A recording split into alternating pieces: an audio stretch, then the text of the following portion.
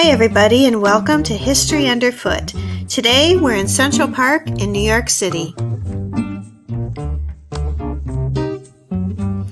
We're going to do some art history detective work on the east side of Central Park. We're at 70th Street, right across from the Frick Art Museum, and we'll be looking at this curved structure right outside the park.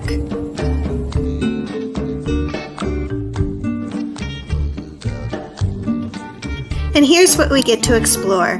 Now the first clue in our art history hunt is the bust, smack dab in the middle of the structure.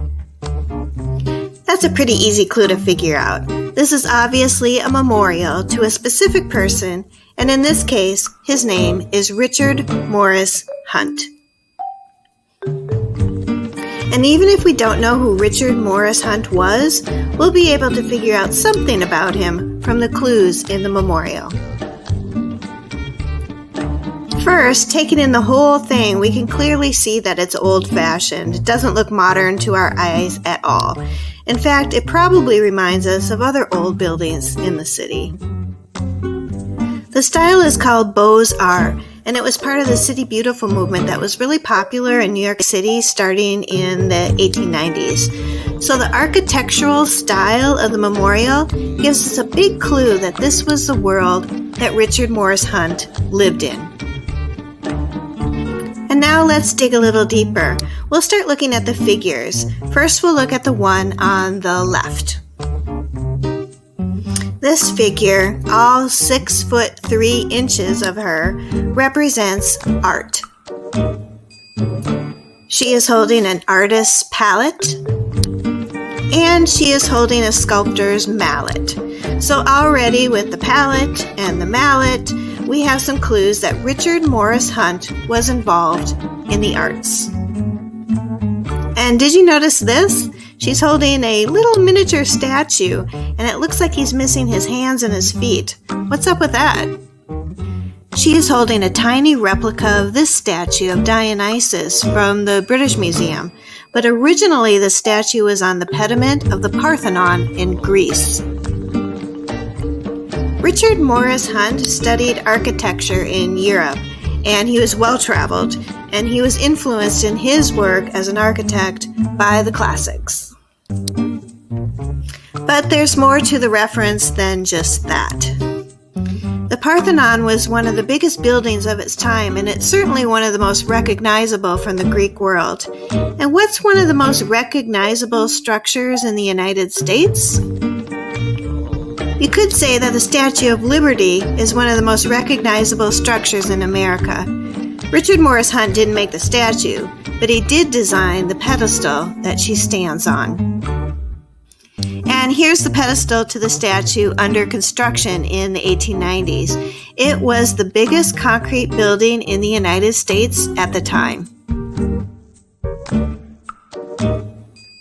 So the figure of art links Richard Morris Hunt to a classical tradition, European influence, but what does the figure on the right of his memorial tell us? Let's go find out. This statue represents architecture in America, and it looks like she's prepared to present something to the world. She is holding a tiny little replica of the building Richard Morris Hunt designed for the Columbian Exposition, also known as the Chicago World's Fair, in 1893. And here's what it looked like full size. This is Richard Morris Hunt's building at the Chicago World's Fair, and it was called the Administration Building. Now we've zoomed into the front entrance of the building. Can you see those 2 sculptures on either side of the front entryway?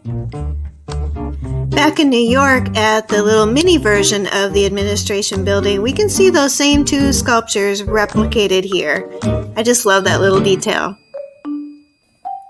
The figure of architecture has a ribbon draped across her, which the figure of art does not. I haven't found any documentation about this, but I think I know why the ribbon is there. Richard Morris Hunt was a pretty big deal, and he won a prestigious award for his building at the Chicago World's Fair. He won a gold medal from the Royal Institute of British Architects. He was the first American to ever win that award, and I think that's what the ribbon represents. Now back at this photograph, did you notice the big statue when we looked at the Chicago World's Fair? She's kind of hard to miss. She's a statue representing the Republic. Here's a front view of her, so check out that wreath around her head. And here it is again. The figure here of architecture in America is wearing the same headpiece as the statue of the Republic in Chicago. And the statues were made by the same artist, Daniel Chester French. So now let's step into the memorial. Stepping inside the memorial, it's actually a really pleasant place to take a rest. The memorial is placed here for the view of the beautiful building across the street, but it wasn't this building. The memorial originally overlooked this building, which was the Lenox Library, and the architect of the Lenox Library was, of course, Richard Morris Hunt. This is a watercolor that he made of his building. And here's a photo of the Lenox Library after it was actually built. So this would have been the view from the memorial across Fifth Avenue originally. We've read a lot of clues from the memorial, but now let's read some actual words. The inscription says in part, "In recognition of his service to the cause of art in America, this memorial was erected 1898 by the Art Societies of New York." And art societies, plural, is correct. Richard Morris Hunt was part of at least 11 different art organizations, and he founded his own school. The organization names are inscribed in marble panels around the memorial. And now it's time to meet the man himself. Let me introduce you to Richard Morris Hunt as depicted by the sculptor Daniel Chester French. The fancy stonework in the little alcove behind the bust is typical of the Beaux Arts style of architecture, which Richard Morris Hunt studied in Paris. He was the first American to do so, and he was the person who brought that style to the United States. Here we see the name of the sculptor on the side of the bust. He used his middle initial here, Daniel C. French. On the other side of the bust, we see the name of the foundry, the Henry Bonnard Bronze Company that cast the metal.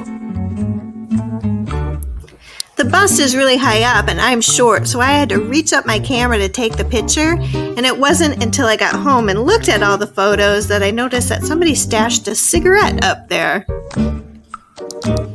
And now when I look at the photos, I can see that cigarette sitting up there. It's kind of silly. Anyway, it's time for us to leave the memorial now and search for other places to explore in the city. Please subscribe to the channel and click the bell button so you get notifications when new videos are uploaded. Thanks for watching!